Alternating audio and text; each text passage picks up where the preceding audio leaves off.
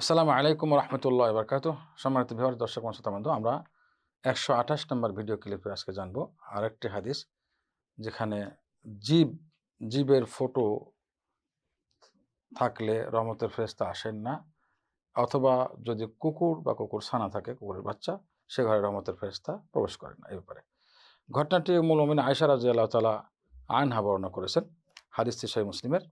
তিনি বলেন যে রাসূলুল্লাহ সাল্লাল্লাহু আলাইহি সাল্লামকে একবার জিবরাইল আলাইহিস সালাম নির্দিষ্ট একটি সময় ওয়াদা করেছিলেন তিনি আসবেন। কিন্তু তিনি ওই মুহূর্তে আসেন না, ওই সময় আসেন নাই।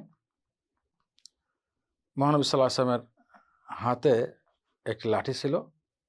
লাঠিটি তিনি ছুঁড়ে ফেলেছেন হাত থেকে, এবং কথা বলতে, বলতে ছুঁড়ে ফেলেছেন যে আল্লাহ তাআলা কখনো ওয়াদা খেলাপ করেন না, ওয়াদা খেলাপ করেন না, এবং আল্লাহর রাসূলগণও ওয়াদা খেলাপ কখনো করেন না। তিনি আশ্চর্য হয়ে কথা বলেছেন যে জিবরাইল আমিন ওয়াক্ত সময় নির্ধারণ করার পর আসেন নাই। আশ্চর্য হচ্ছেন যে আল্লাহ তো ওয়াদা খেলাপ করেন না, আর রাসূলগণও ওয়াদা খেলাপ করেন না। তাহলে জিবরাইল আমিন কিভাবে আসলেন না? ব্যাপারটা এই বিষয়টা এদিকেই ইঙ্গিত করেছেন। অতঃপর তিনি লক্ষ্য করে দেখেন যে মহানবী সাল্লাল্লাহু আলাইহি ওয়াসাল্লামের বিছানা বা যেটা চৌকির নিচে একটি কুকুরছানা, কুকুরের বাচ্চা। তখন আল্লাহ রাসূল জিজ্ঞাসা করলেন উম্মুল মুমিনিন আয়েশা রাদিয়াল্লাহু তাআলা আনহাকে লক্ষ্য করে যে এটা কখন ঢুকেছে? তখন তিনি বললেন, আল্লাহর কসম, আমি টের পাই নাই এটা কখন ঢুকেছে। রাসূলুল্লাহ সাল্লাল্লাহু আলাইহি ওয়াসাল্লাম আদেশ করলেন ওই কুকুরছানাটি, কুকুরের বাচ্চাটি ঘর থেকে বের করে দেওয়ার। বের করার সঙ্গে সঙ্গে জিবরিল আমিন এসে প্রবেশ করলেন, জিবরিল আলাইহিস সালাম।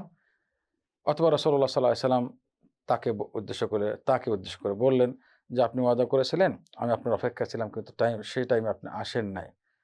তখন জিবরিল আলাইহিস সালাম উত্তর করলেন যে, এই যে কুকুরের বাচ্চাটি যেটা আপনার ঘরে ছিল, এইটা আমাকে আসতে বারণ করেছে, অর্থাৎ আসার জন্য বাধা ছিল। কারণ আমরা ওই সমস্ত ঘরে প্রবেশ করি না যেখানে কুকুর থাকে অথবা কোনো জীবের ছবি থাকে। হাদিসটি সহিহ মুসলিমের।